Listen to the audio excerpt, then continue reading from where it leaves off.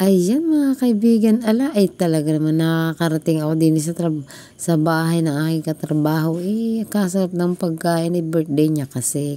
Ayan si Kuya Pukoy, happy birthday Kuya Pukoy, tumingi ka din yan. Kaya yun, kahit malayo, ay dinayo namin.